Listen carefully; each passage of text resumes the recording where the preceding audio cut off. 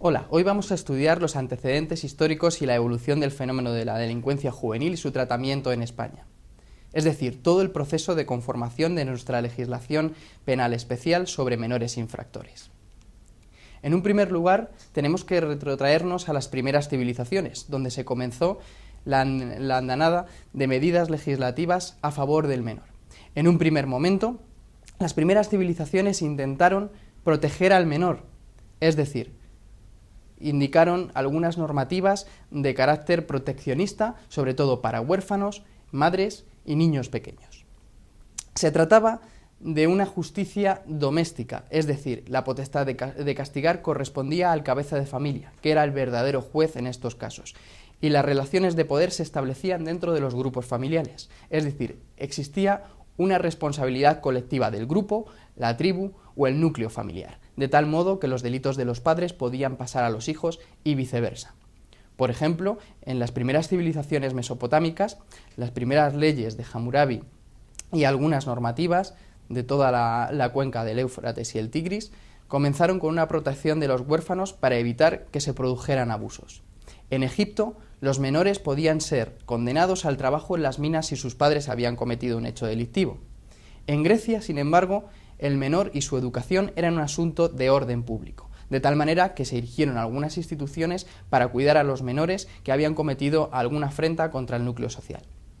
En Roma, sin embargo, se empezaron a definir a través de las primeras leyes las edades de responsabilidad penal, diferentes para niños y niñas. El poder del pater familias como juez empezó a disminuir con la progresiva evolución del imperio. En los pueblos germánicos la responsabilidad volvía a ser colectiva y se establecían algunas componendas, como el fredus, de pago por los delitos cometidos por los menores. La familia se hacía responsable de ellos. Durante el medievo español tenemos que distinguir entre la España cristiana y la España musulmana de cara al tratamiento de los menores infractores. En la España cristiana casi todas las normativas eran de carácter religioso, que, de algún modo, continuaban la legislación romanista. Las decretales de Gregorio XI, por ejemplo, recogían los mismos marcos de edad que en el caso de Roma. Los fueros eran una serie de jurisdicciones disgregadas de cada territorio donde podían existir algunas normativas específicas para menores infractores, dependiendo de la edad, y algunos castigos ejemplares. Otras normativas de carácter más generalistas, como el libro de las costumbres de Tortosa, del norte de España, o las partivas de Alfonso X, continuaban esta tradición. Sin embargo, en la España musulmana, el Corán y otras normativas de carácter más de la costumbre y la tradición familiar eran las que se encargaban de recoger las edades penales y sus castigos. Una institución destaca fundamentalmente en el medievo español y era el padre de huérfanos o de bordecillos, llamado así porque se encargaba de recoger a los menores que estaban en riesgo de exclusión social de los bordes de las calles. Supone un antecedente a nuestro juez de menores y sus funciones se encontraban a mitad de camino entre lo meramente correccional o tuitivo y asistencial.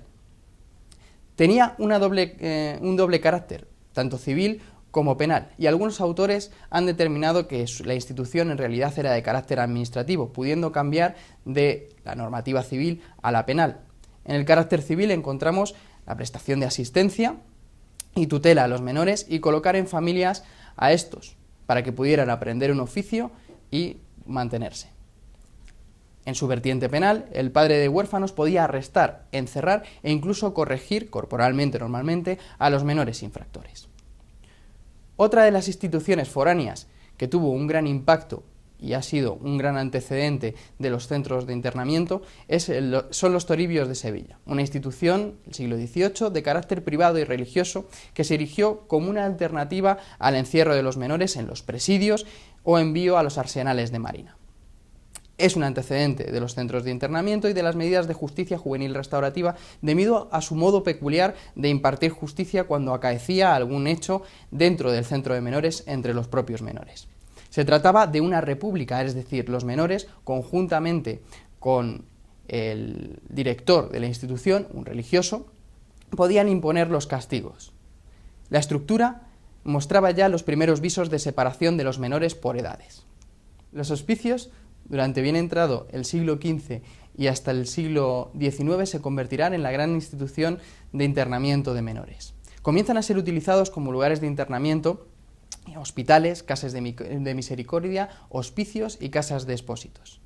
Su naturaleza es doble. Por un lado, caridad, recogiendo a los menores que no tenían ningún oficio, que se encontraban en una situación de exclusión social, y por otro lado, del correccional del delincuente menor.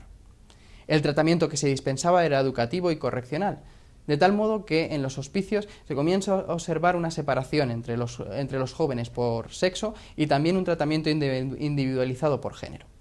La enseñanza era moral y religiosa, y se propugnaba el utilitarismo social y la lucha contra la ociosidad, de tal manera que se remitía a los menores infractores a familias o se les enseñaba algún oficio. Existía un nuevo régimen estructural de separación y de higiene para estos menores.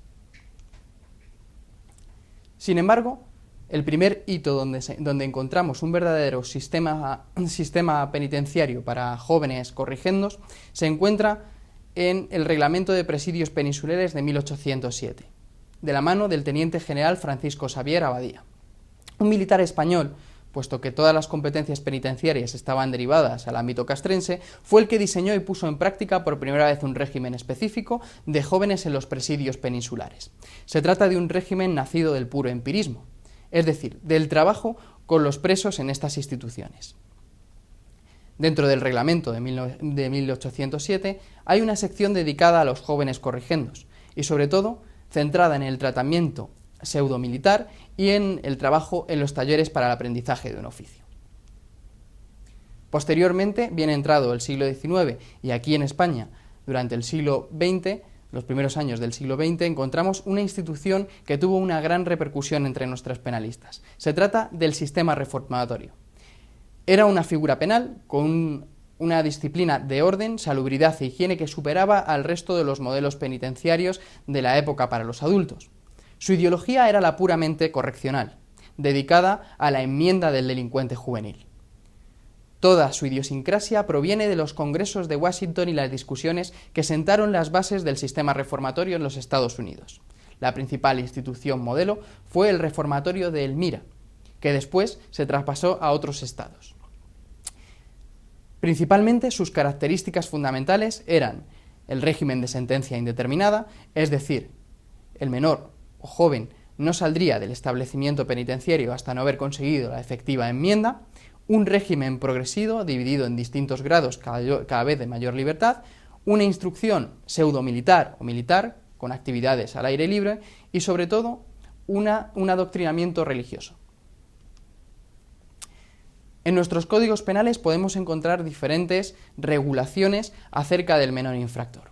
Por ejemplo, en nuestro Código Penal de 1822, los periodos de edad básico provenían del derecho romano y la responsabilidad penal comenzaba a los 7 años de edad, una edad muy temprana.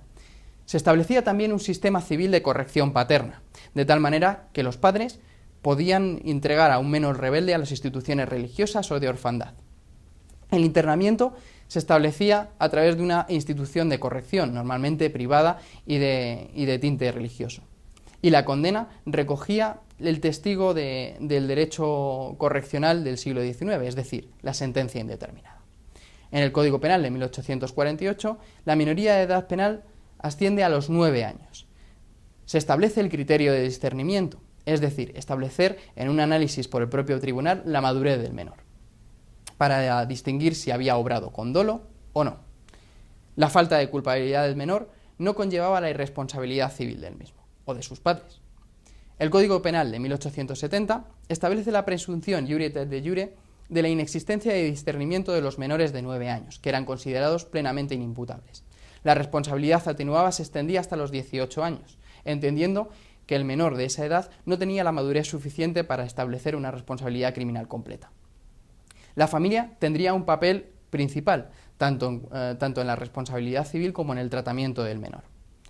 En el Código Penal de 1928, la presunción iuris et de jure de inimputabilidad continúa hasta los 9 años. La filosofía tutelar copa el nuevo sistema jurídico para el menor de edad, establecido por los tribunales tutelares, que deberán juzgar al menor e internarlo en su caso. Se relega al olvido el criterio de discernimiento, es decir, establecer el dolo a través de la madurez del menor para poder establecer algunas medidas de internamiento. Los códigos penales de 1932 y 1944 dejan de distinguir entre las diferentes etapas de edad, y tan solo el joven, una vez pasada su adolescencia, será realmente responsable penalmente a partir de los 16 años, criterio que continúa el Código Penal de 1973.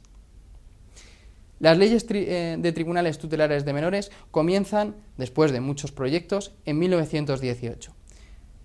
Copan el sistema tutelar de tratamiento para los menores delincuentes, es decir, se trata de instituciones más concebidas para ayudar, proteger y corregir que para castigar. Su naturaleza jurídica no es de carácter penal y los establecimientos de internamiento son de carácter privado y benéfico. Muchas gracias.